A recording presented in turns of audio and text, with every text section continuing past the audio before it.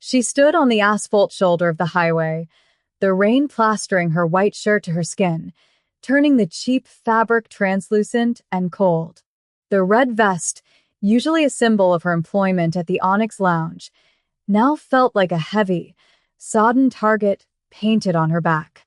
Mary shivered, clutching a cardboard box that was disintegrating in her hands, the bottom threatening to fall out and spill her meager possessions, a spare pair of comfortable shoes, a half-empty bottle of lotion, and a framed photograph of her mother, into the roadside mud. Just 20 minutes earlier, she had been the most efficient server on the floor, balancing 3 trays of champagne while navigating the chaotic Friday night dinner rush.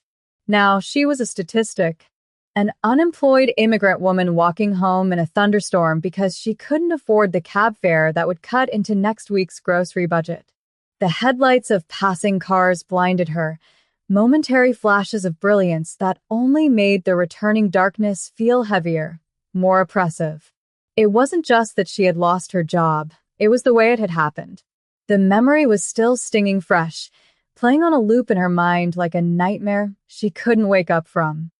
The incident had been trivial, a mistake made by a drunk patron who had grabbed her arm, causing a tray of red wine to cascade over the pristine white tablecloth of table 4. But Mr. Henderson didn't care about context. He cared about the stain. Henderson, the manager who wore cheap cologne and expensive ties, had descended upon the scene not to help, but to execute. The dining room had gone silent, the clinking of silverware halting as all eyes turned to witness the spectacle. Mary had tried to speak, to explain that the man had stumbled, but Henderson had raised a manicured hand, cutting the air like a knife. He enjoyed this. He enjoyed the power he held over her livelihood.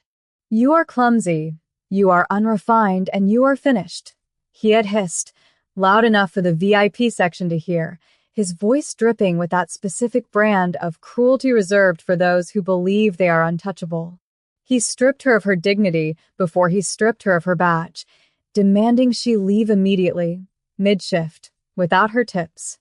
There was no severance, no discussion, just the sharp, stinging eviction from the world of the employed into the cold, wet reality of the streets. The walk was grueling, a physical manifestation of her internal despair.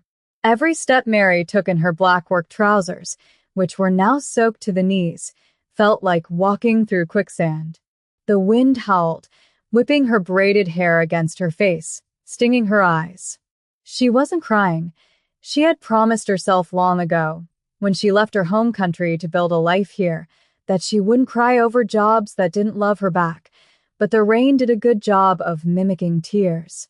She passed the glowing neon signs of liquor stores and closed pawn shops, the city's underbelly exposed by the storm. She thought about the rent due in 3 days. She thought about the text message she had sent her sister earlier that morning, promising that money was on the way. The shame burned hotter than the freezing rain. She was 28 years old, educated, capable, and yet she was reduced to walking the breakdown lane because a man with a fragile ego decided she was disposable. The world felt vast and indifferent, a gray expanse of concrete and water that cared nothing for her struggle. Inside the Onyx Lounge, life had likely resumed. The wine would be mopped up, the table reset, and another server would be enduring Henderson's tyranny.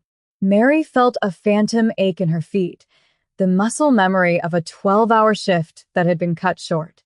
She looked down at her hands, wrinkled from the rain and calloused from hard work. These hands had healed wounds, cooked meals, and carried the weight of her family's expectations, but to the world, they were just the hands of a fired waitress. A sudden gust of wind nearly knocked her into the path of an oncoming truck, the horn blaring a long, angry note that faded into the distance. She steadied herself, hugging the wet cardboard box tighter against her chest. It was the only anchor she had left. The isolation was profound. In this moment, Mary felt truly invisible, a ghost haunting the edges of a society that consumed her labor and discarded her humanity. She kept her head down, counting her steps, trying to calculate how many miles were left until she reached the safety of her small, drafty apartment. Then the atmosphere shifted. It wasn't a subtle change. It was a physical alteration of the air pressure around her. The sound of the rain was suddenly drowned out by a low, rhythmic thumping that vibrated in her chest. It started as a distant hum, something she mistook for thunder, but it grew rapidly into a deafening roar that shook the puddles on the ground. The wind picked up, but this wasn't the natural gale of the storm. This was distinct, mechanical, and violent. Mary stopped, shielding her eyes against the downpour, looking up into the swirling gray clouds. A searchlight, blindingly bright, pierced through the gloom, sweeping across the wet asphalt until it locked onto her. She froze, terrified. Was this the police? Immigration? Had Henderson called the authorities to escalate his cruelty? The thumping grew louder, a percussive beat that rattled her teeth. Out of the darkness, a sleek, black helicopter materialized, its rotors slicing through the rain with terrifying precision. It was a military-grade machine, looking like a predator descending from the sky. It wasn't hovering over the highway. It was banking hard, heading straight for the parking lot of the Onyx Lounge, just a few hundred yards behind her. The sheer audacity of the maneuver caused cars on the highway to slam on their brakes, creating a chaotic snarl of traffic. Mary watched in stunned silence as the bird of prey touched down in the center of the VIP lot, kicking up a tornado of water, dust, and debris. The expensive cars of the restaurant patrons were buffeted by the wash, their alarms triggering in a cacophony of panic.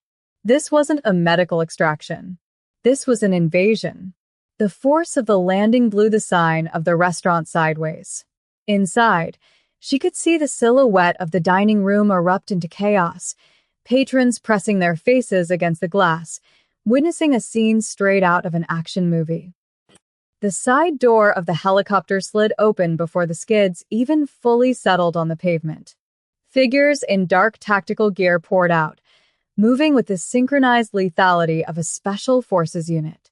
They fanned out, securing a perimeter around the aircraft, their movements sharp and professional. They ignored the rain. They ignored the screaming car alarms. They were waiting for someone. Mary, paralyzed on the side of the road, watched as a final figure emerged. He didn't wear tactical gear. He wore a bespoke charcoal suit that likely cost more than the restaurant itself. He stepped onto the wet pavement with a calm, terrifying authority, ignoring the rotor wash that whipped his long dark coat around his legs. It was Jason. The recognition hit Mary like a physical blow.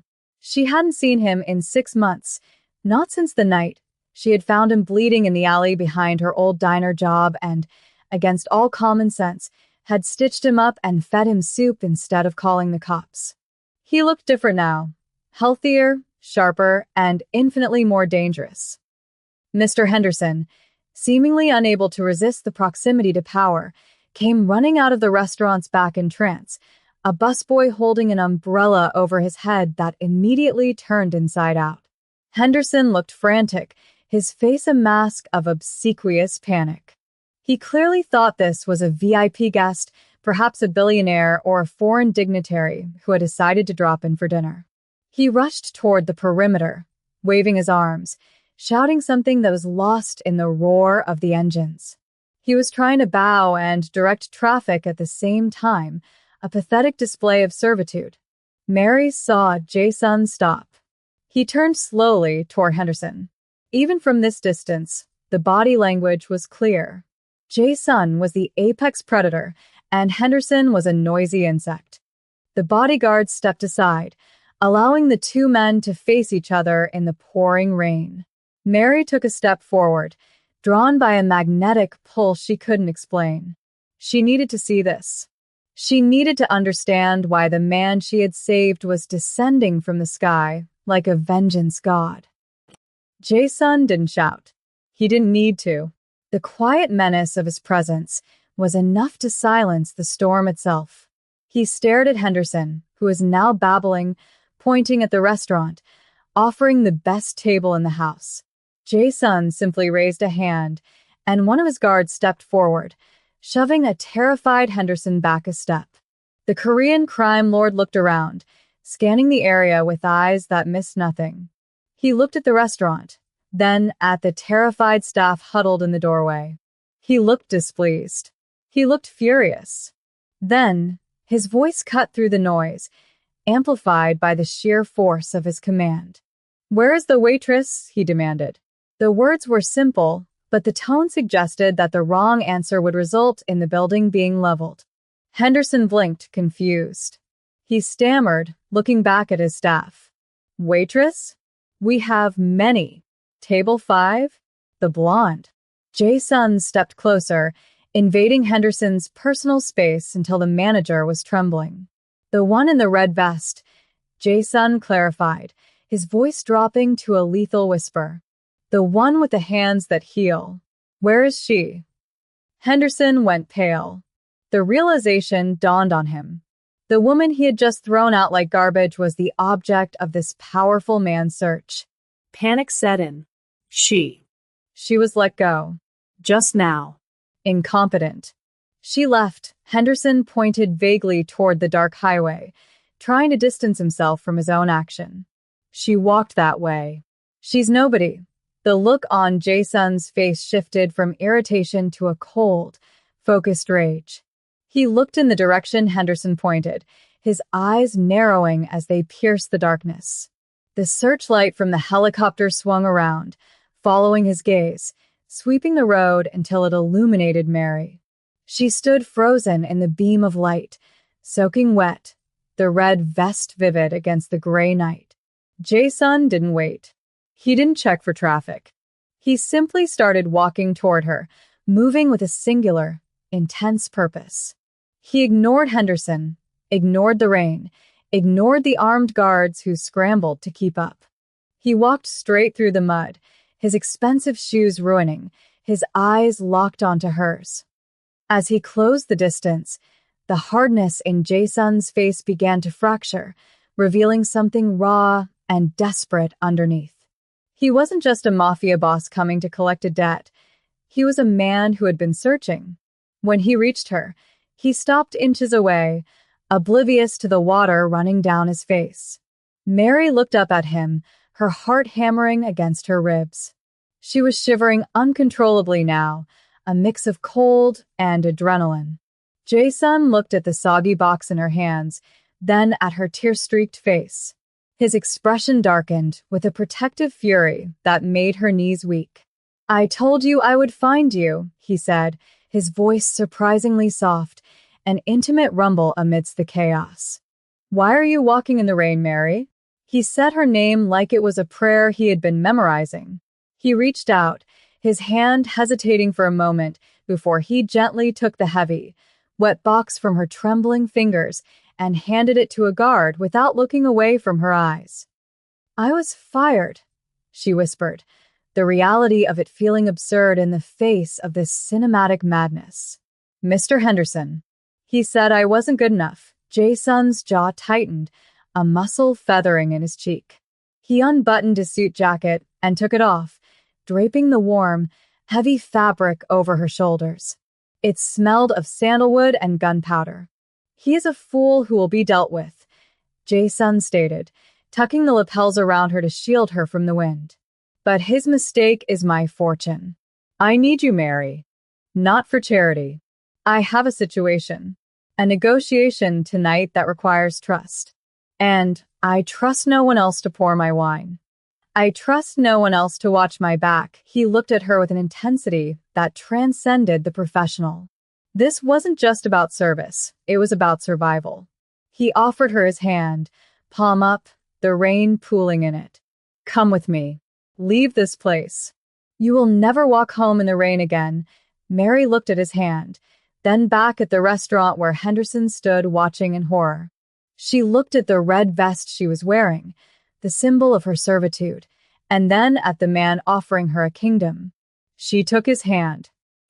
The roar of the helicopter rotors intensified as Mary placed her hand in Jae-sun's, the contact sending a jolt of warmth through her freezing arm that had nothing to do with the ambient temperature. He pulled her up with an effortless strength, guiding her off the rain-slicked asphalt and onto the metal step of the aircraft. As she climbed into the cabin, the world she knew, the world of minimum wage, aching feet, and Mr. Henderson's sneering face, began to fall away. She collapsed onto the plush leather bench seat, the sudden luxury jarring against her soaked uniform. A crew member immediately slid the heavy door shut, sealing out the storm and the noise, replacing the chaotic din with a muffled, pressurized hum. Jason sat opposite her, his dark eyes scanning her face for signs of shock. He didn't speak immediately. Instead, he reached into a compartment and pulled out a thick, cashmere blanket, leaning forward to wrap it around her shoulders over his own suit jacket. The intimacy of the gesture, performed in front of his armed guards who stared stoically ahead, made her breath catch. She looked out the rain-streaked window and saw the onyx lounge shrinking below, a glowing box of misery that was rapidly disappearing into the dark tapestry of the city.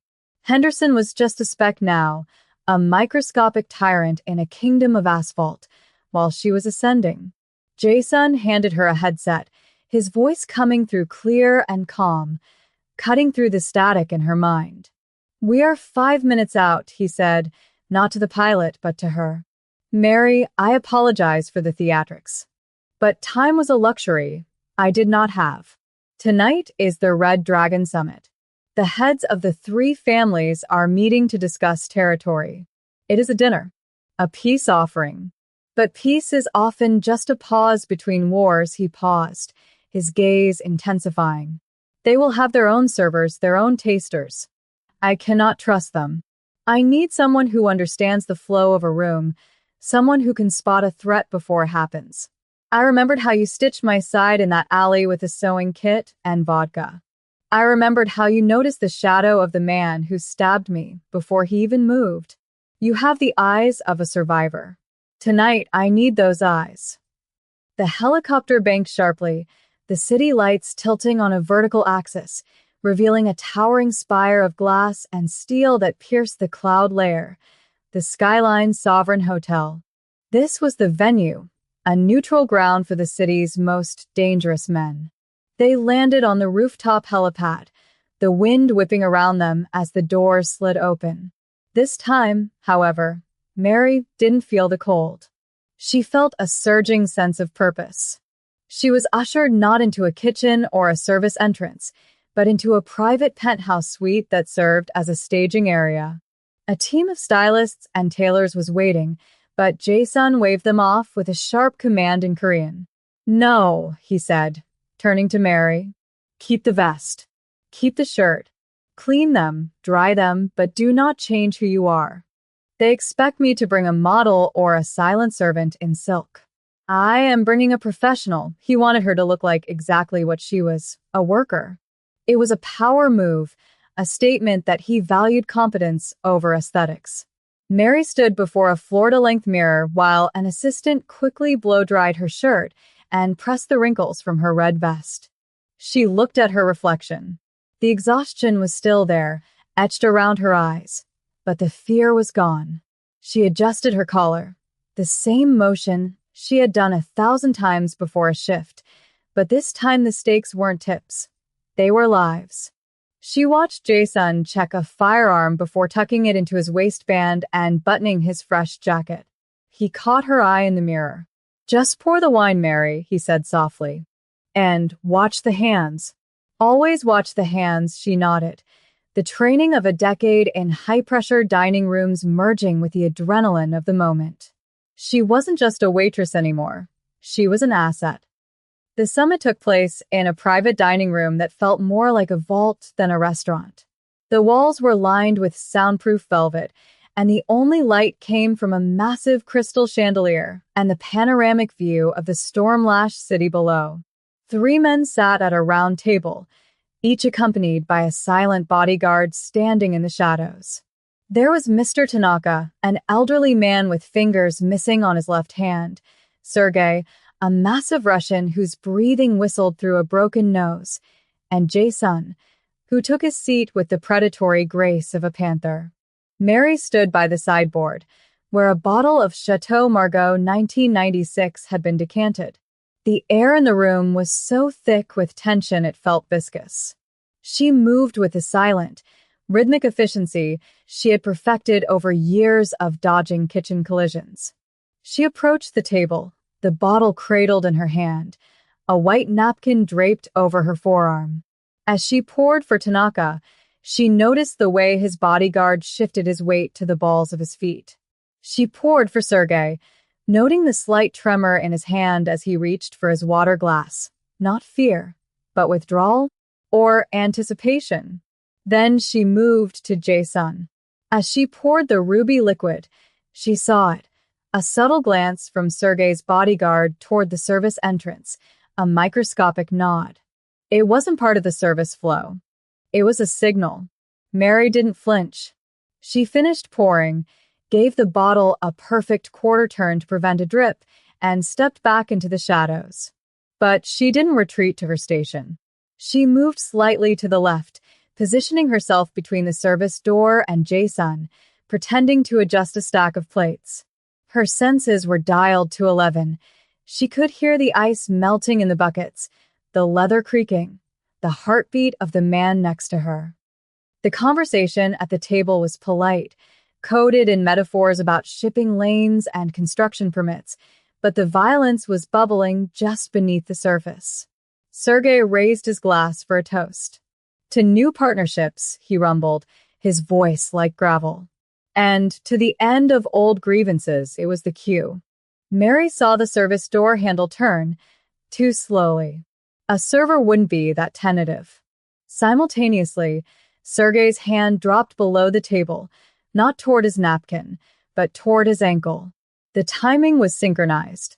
Without a conscious thought, Mary acted. She didn't scream. She didn't panic.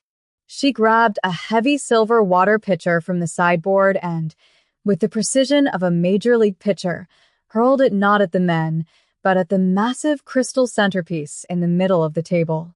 The collision was deafening. Glass exploded outward, water sprayed everywhere, and the sudden, shocking chaos broke the psychological lock in the room. In that split second of distraction, Jae-sun was moving.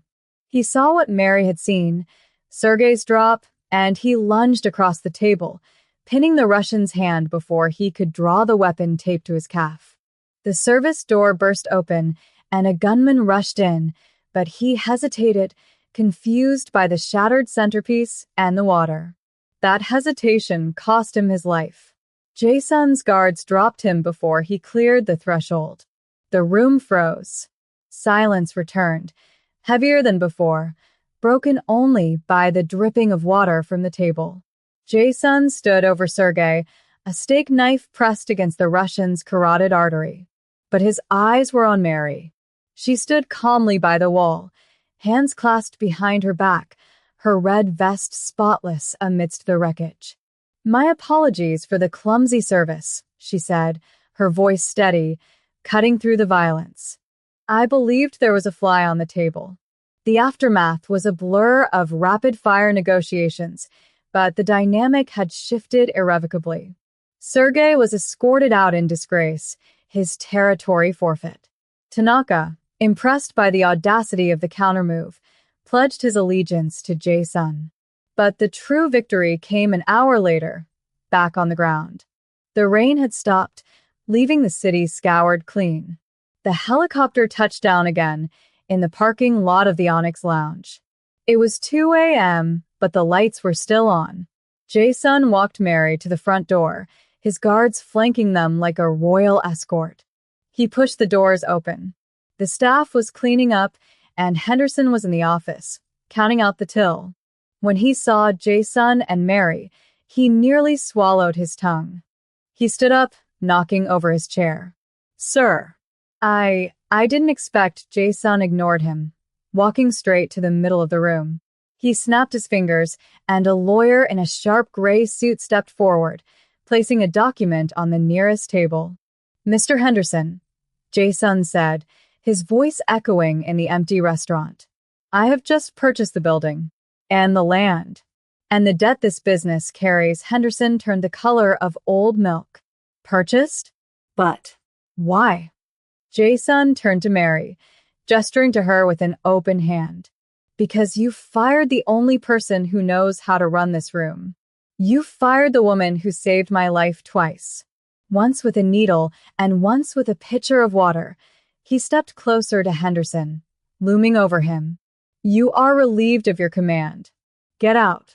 Take your box. And if I ever see you near the city again, I will not be as polite.